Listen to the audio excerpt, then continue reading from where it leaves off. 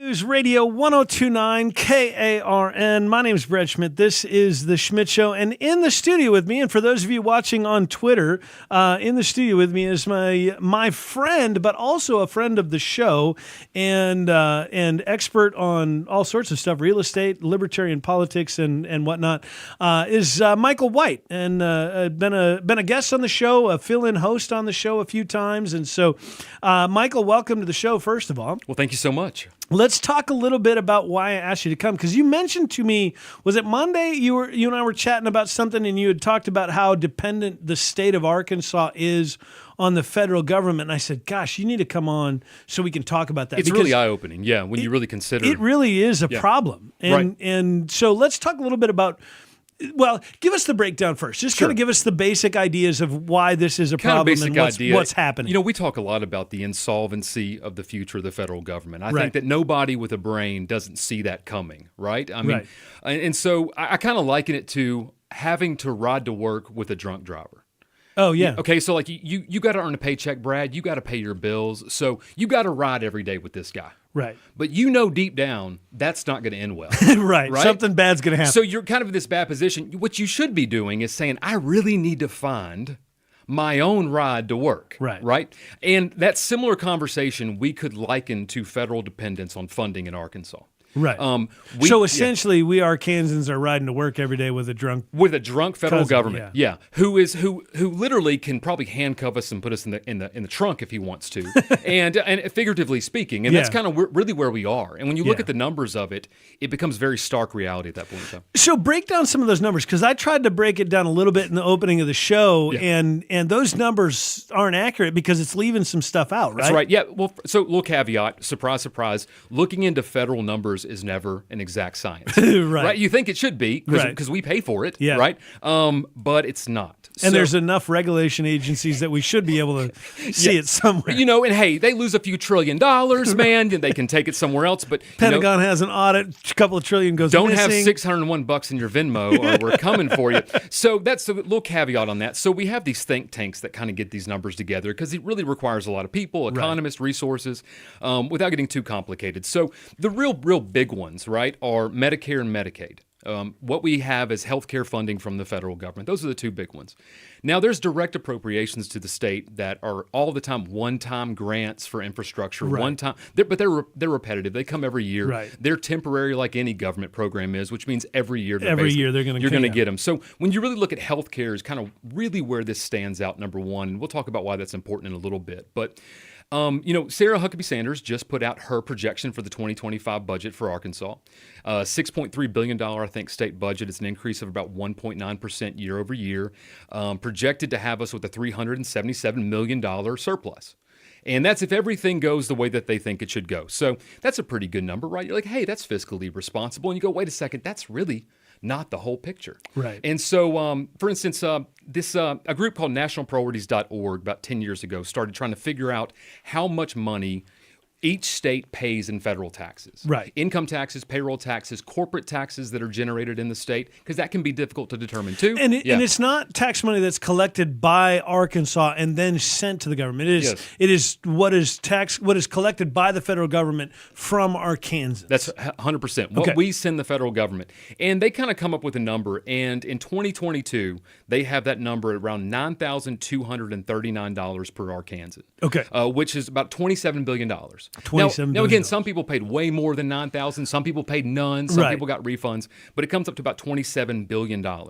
And then also that same fiscal year, we received from the federal government in total federal funds $34.5 billion. Now, I didn't major in math, and you didn't either. Right. But there's a difference there. Yeah. Right? And it's around $7 billion is what we're dependent on the federal government for what we create on ourselves and what we get back. So the numbers that I saw, they actually had that backwards. They said we send in about $30 billion or whatever and got back about $20 billion or whatever the numbers were. Yeah. And that we were giving the federal government more than they were sending us. And I think that's the Money Geek study that you're kind of citing. Yeah. And if you go to the methods page of that, they'll explain to you, we didn't really look at Medicare and Medicaid because that's a little difficult and beyond our reach. Right. And so even if you go to CMS directly, you can't get those numbers. So you have to kind of have some people that are peeling them back.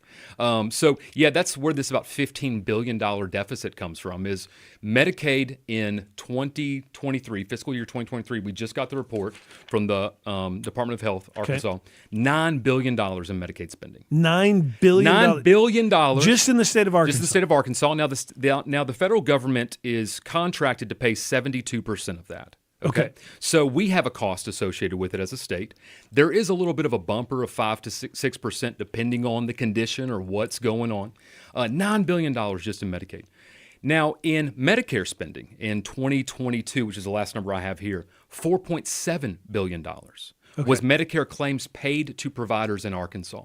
Now, so is that also then required the government pays, or federal government pays 72% as well? No, federal government's just, Medicare's paying that. They're just, okay. Yeah, you're a doctor. Hey, your grandma comes in, you bill Medicare, they pay you from the Medicare fund, which is where it comes from. Gotcha. So about $4.7 billion. Here's the kicker.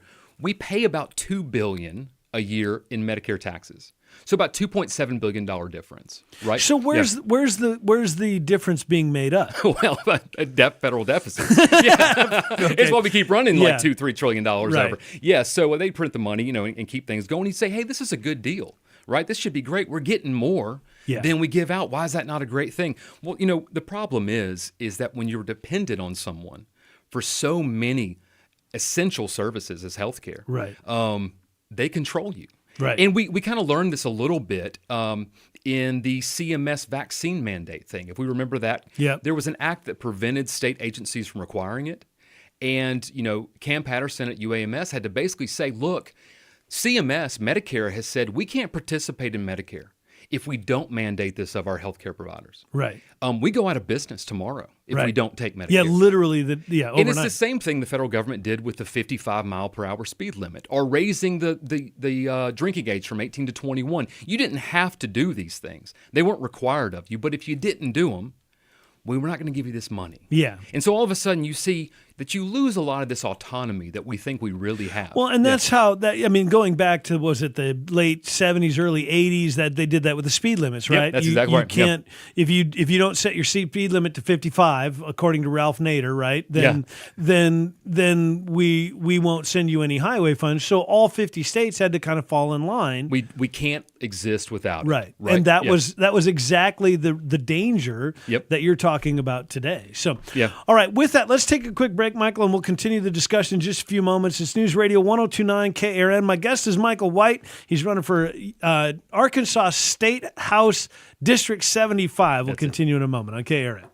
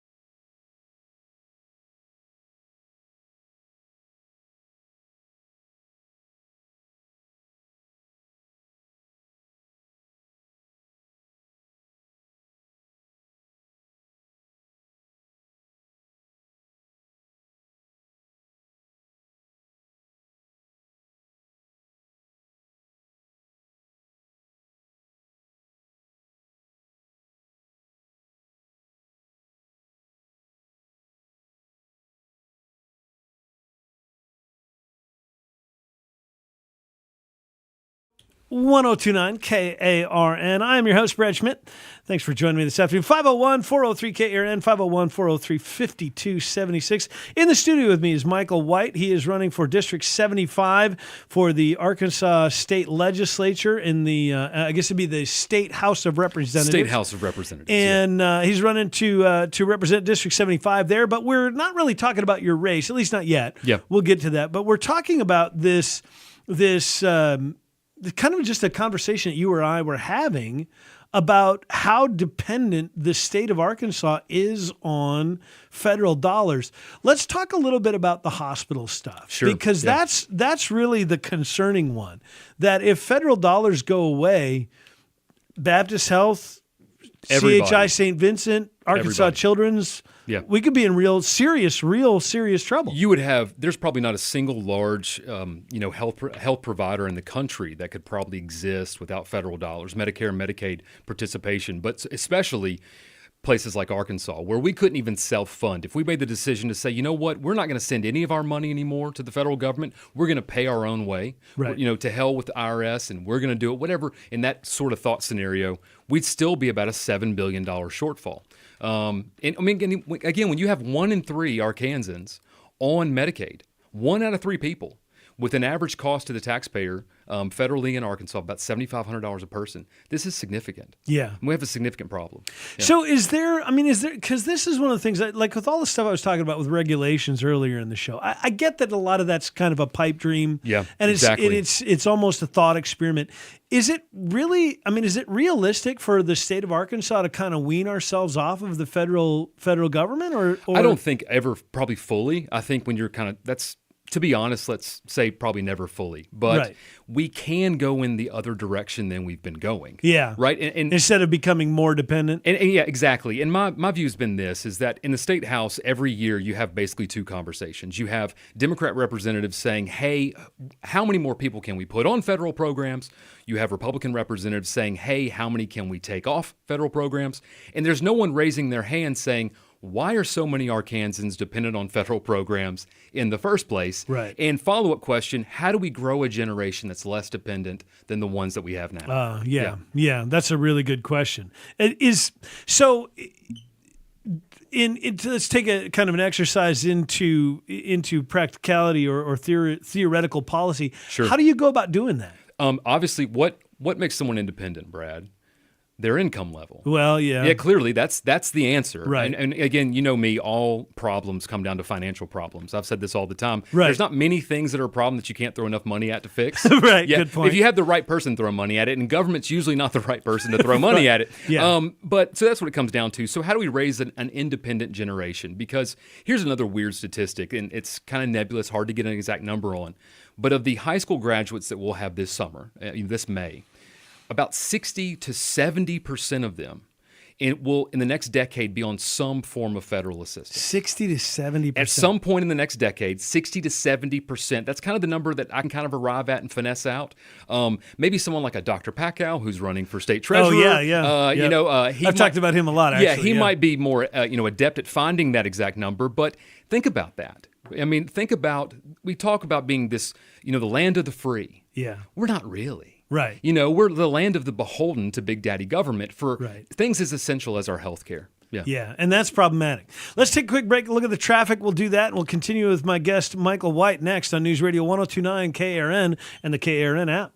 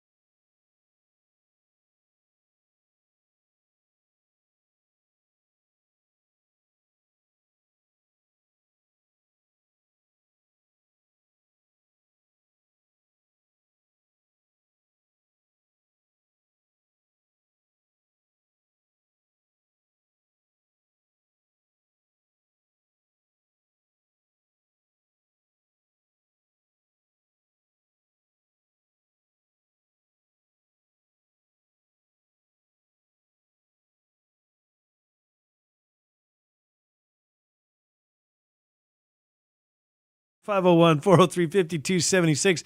In the studio with me, Michael White. He's running for District 75, State House of Representatives. And we're talking about dependence on the federal government. Michael, we got about 2 minutes here before the break.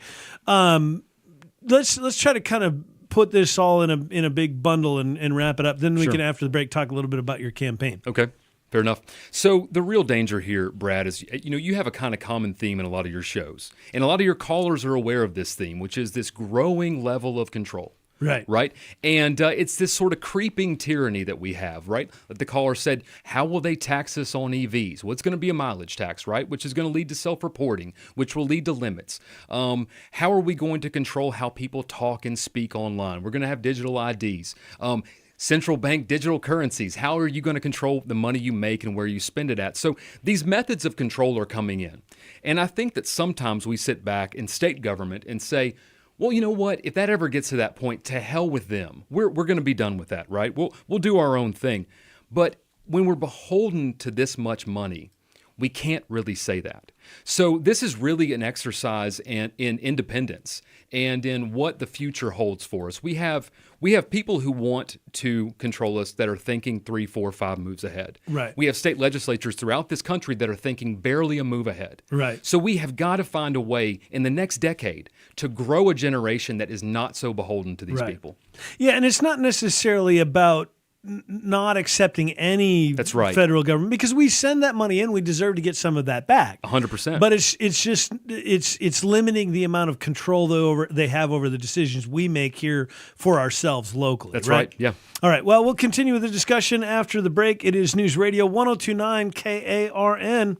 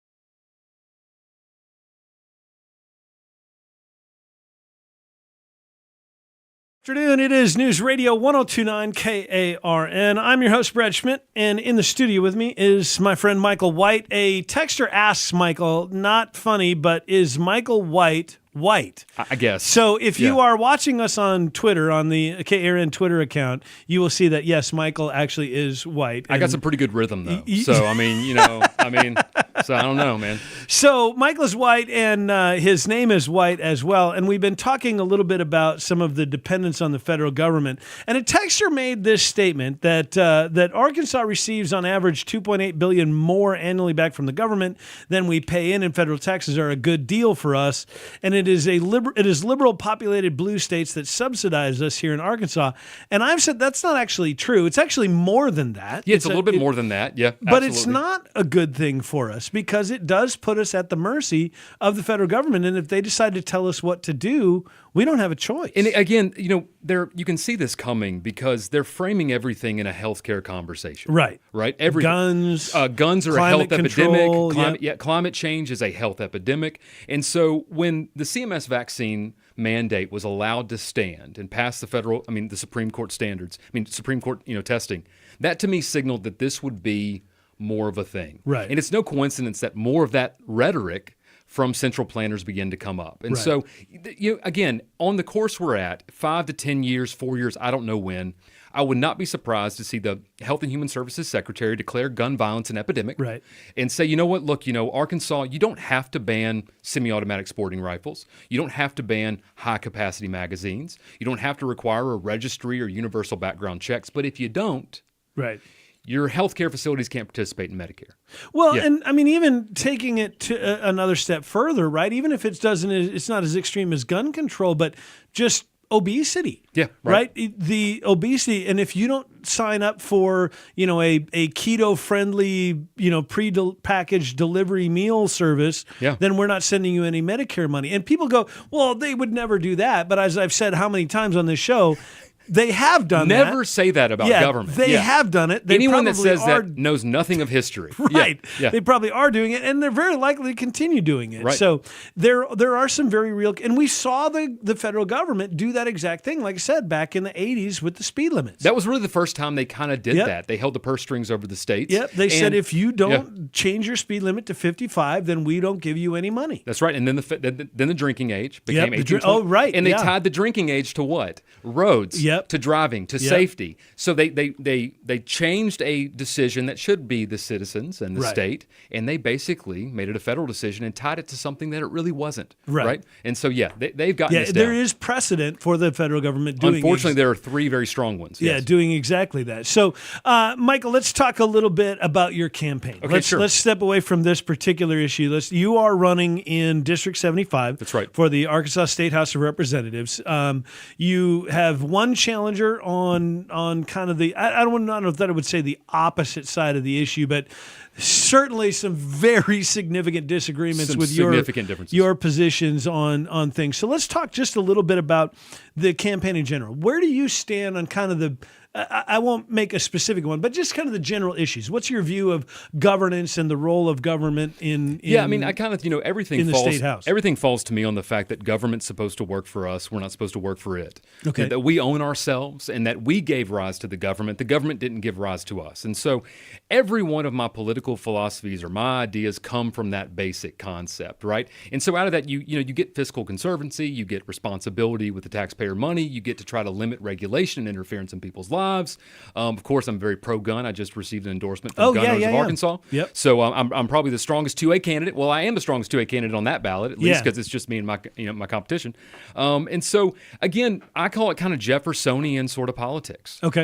You could call it conservatarian. You could call it constitutionalism. There's a lot of names that it could fall underneath. Yeah. And I've joked a little bit about that. Where that's kind of where I stand as a conservatarian because I'm not the typical, anarchist view of no government at all, which interestingly enough, Thomas Jefferson probably leaned more in that direction. He probably was, than most of the founding fathers. But And so that's kind of where I find, and I think that's where a lot of Americans are. Yeah. You're not, I think everybody kind of recognizes, some government is valid, some regulation is necessary, and it's the old saying, if men were angels, no government would be necessary. But the simple fact is, we're all a bunch of fallen sinners. And even if you don't agree with that statement, you need a final arbiter. Right? And government, really what it does, or what it should do, a good use of government is to uphold contracts and decisions, right? And to uphold consequences and recompense for wrongs. And so,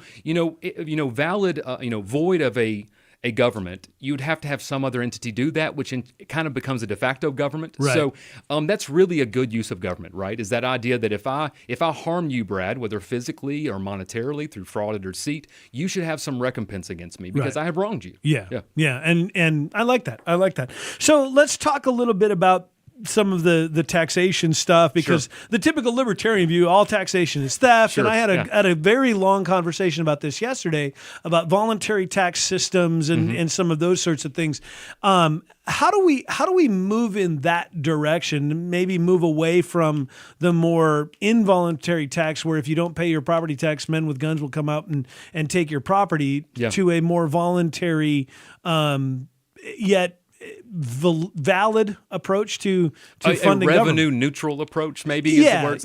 I think that's always a big one you have to kind of throw out there, right? Because we operate with this assumption that if we don't have exactly this money, that something's going to go wrong, right? So I think the answer is gradually, right? Okay, that you gradually move toward that.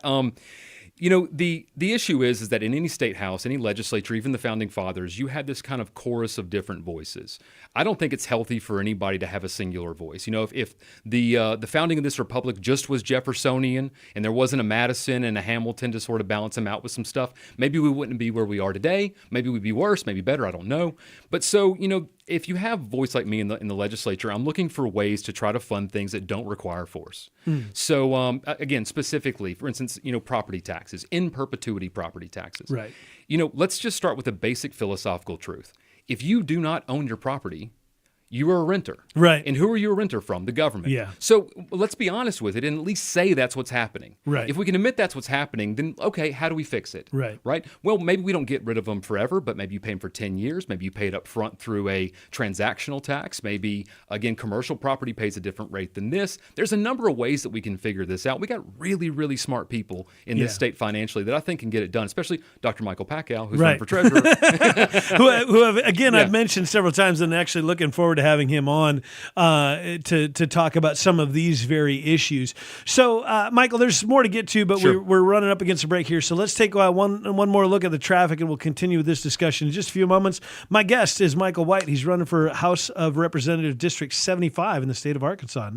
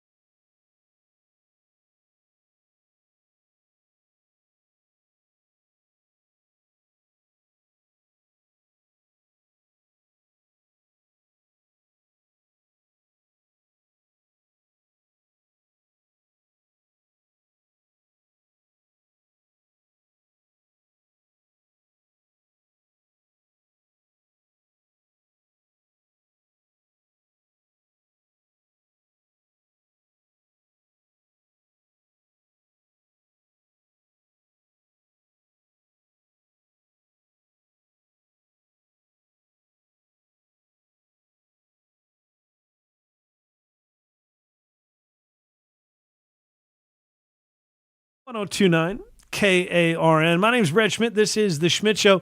Texter asks this question, Michael. I think it's probably the most important one of the day. All right. Says, can Michael White dunk? Yes. If it is a Nerf goal, okay. or I can do that. And then I had a laundry on the back of my door as a teenager. Oh, I could dunk that one dunk too. on that? Yeah, so I can. Yeah. So, at least double. Twice I can do it. Yeah. Good. Okay, well that's the important stuff. Texter says, I think we need more Michael Whites. And the funny thing is, I knew a black man whose name was White. Okay. Got it. Yeah. So there was a comedian. Back in the late 90s, early 2000s, when I was in college, there was a comedian, and his name was like James White or something, but he was a black guy, and that was like one of his jokes. He said, were my parents stupid? He said, they should have named my middle name Ain't, is what he said. Yeah, so pretty funny. Yeah, having a good sense of humor about it's important. Michael, we're talking about your race and kind of getting your thoughts on your general political philosophy. Yep. Of course, 2A in Arkansas is huge. You've been endorsed by the Gun Owners of America and Gun Owners of is it Gun Owners of Arkansas? Yeah, Gun Owners of Arkansas, which is essentially a subsidiary. There you go. Of Exactly. Gun Owners of America. Talk a little bit about your view on the Second Amendment. I mean, are you one of these guys? If I want a nuclear bomb in my garage, I should have it. I haven't seen one for sale. Okay. So I don't know if that's really a valid question. Right. That's really a fun whataboutism, right? When you talk to people about the what I consider to be an inherent right to gun ownership, you get that question. Well, where do you draw the line? And you say this all the time. Yeah. Things are about where you draw a line, right? Yeah. I would really like to have that kind of discussion when we're moving it forward. You see, all we've been doing is losing rights. Right. We're right now just trying to keep what we have. Yeah. So I tell you what, let's move one step forward, and then we'll talk about where to draw that line. Yeah, that's a good point. And I think there is a legitimate conversation to be had there. Yeah. But I don't think it's. I like the way you put that. I don't think that's a conversation we should be having now. Right. And it's meant to basically undermine the idea of, it's to throw distraction to what's really happening. Because what's really happening is while you're arguing over who should have a nuke and who shouldn't, right, you're getting your AR-15s banned. Yeah, right? You're having your Ruger 1022 taken from you because a 30-round magazine is too much. That's right. Yeah. Yeah. So as far as other kind of Second Amendment stuff, of course, one of the big news stories was the ATF shooting or getting involved in the shooting with the airport director and all that kind of stuff. Is there a state role to play in that to maybe prevent some of the federal agencies in these sorts of things? I think so. Our campaign put out a press release kind of regarding that. And here's the deal. We can't tell the federal government what to do. Right. But we don't have to help them. And so, and a lot of federal action relies on local aid. Okay. Right. And if we're not aiding these sort of activities, I think that they will lessen. Right.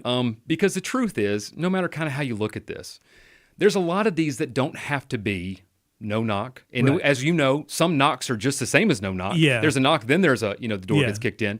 And I'm kind of like you. 6 a.m, someone comes in my door, I'm going to default to they're here to do something bad. Yeah. Right. And we shouldn't be policing, I think, like that, except in the most extreme of circumstances where there's immediate public danger, and kind of have a high standard for that. I think that being skeptical of the motives of government is a very patriotic and American thing to do. Right. And we're supposed to do that. We were taught to do that. Yeah. All right. Well, with that, let's take one last look at the traffic with Tom Scott, and we'll come back and wrap things up with my guest, Michael White, next on KARN.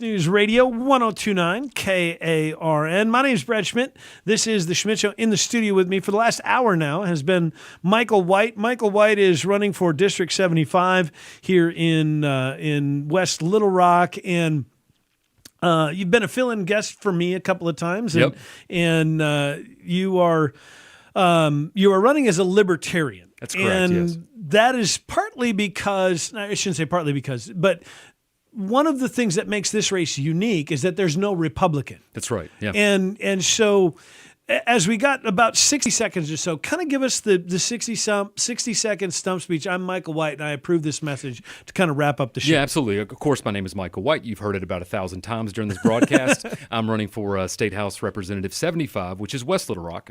Of course, it's not all of West Little Rock, but if you threw a dart at a map of Little Rock and you hit the west side, you have a good chance of hitting District 75. Okay. So if you live in 75, West Little Rock, I'm probably going to be there. Yes, it's just a two-way race, myself versus the Democrat incumbent, right. And we're a very split district, about 50% Republican, 50% Democrat. So this is a very winnable election for us. Absolutely. So you're running in a district, you're going to need the Republican vote. Absolutely. So how do you get that? And my message has been the same to everybody else, which is we have to unify against the authoritarian left. Okay, we have a common enemy, right. And they all want all of us. So we need to work together to get rid of all of them. Gotcha. If you are a conservative, a far right winger, I line up on 95% of the things already. Right. So yeah. Awesome. Well, with that, Michael, that pretty well does it for today. We'll have to do this again, and we'll have to invite your challenger to a debate here on the show. We'll see if we can't make that happen as well. The Schmidt Show continues tomorrow. Have a great night, everybody. It's News Radio 1029 KARN. Take